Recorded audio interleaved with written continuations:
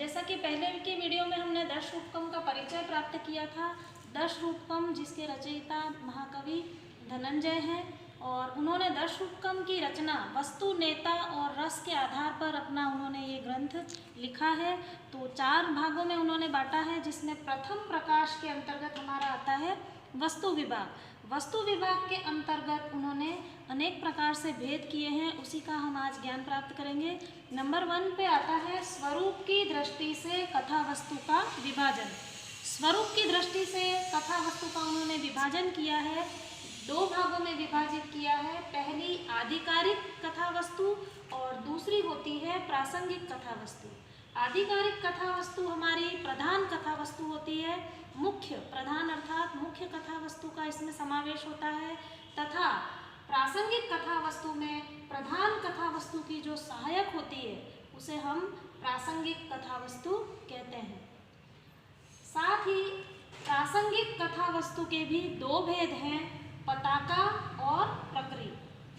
पताका प्रधान कथा वस्तु का दूर तक साथ देती है। जैसा कि हम रामायण में देखते हैं तो सुग्रीव की कथा है वो बहुत दूर तक साथ देती है, और दूसरी है प्रक्रिया अर्थात जो कथा वस्तु में कुछ दूरी तक ही साथ देती है।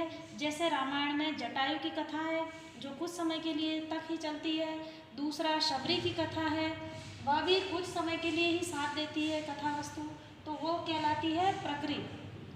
ठीक इसी तरह से पताका के साथ एक और शब्द का उपयोग हुआ है जिसे हम कहते हैं पताका स्थानक। पताका स्थानक किसे कहा जाता है? आगंतुक प्रसंग प्राप्त कथा वस्तु की सूचना जहाँ अन्योक्ति अर्थात किसी अन्य के द्वारा की जाए उसे हम पताका स्थानक कहते हैं। जैसे पर्दे नेपथ्य से जैसे सूचना दी जाती है कि ये आ रहे हैं, कोई भी आ रहा है, उसकी नेपथ्य का मतलब है पर्दे के पीछे से जब हमें कोई आवाज़ सुनाई देती है कि श्री राम पधार रहे हैं, लक्ष्मण पधार रहे हैं, तो उसी को हम कहते हैं पताका स्थानक, कि वह जो सूचना है वह हमें पर्दे के पीछे से प्राप्त होती है। ठीक इसी तरह से अब आधिकारिक जो कथा वस्तु है, प्रधान कथा वस्तु जिसमें चलती है, उसके भी 3 भेद हैं, प्रख्यात, उत्पाद्य और मिश्र। प्रख्यात जिसमें हम कहते हैं जो विश्व प्रसिद्ध है कथाएं वो प्रख्यात कहलाती हैं। उसमें पात्र हमारे दिव्य भी होते हैं, दिव्य और अदिव्य, अलौकिक और लौकिक दोनों प्रकार के होते हैं, और मर्त्य यानी मनुष्य भी उसमें होते हैं। और जो प्रख्यात कथा प्रसिद्ध होते हैं, इतिहास प्रसिद्ध, वो सारी कथाएं इसमें आती हैं। उत्पाद्य में दिव्य भी आते हैं, लौकिक, अलौकिक और मनुष्य ये भी इसके अंतर्गत आते हैं।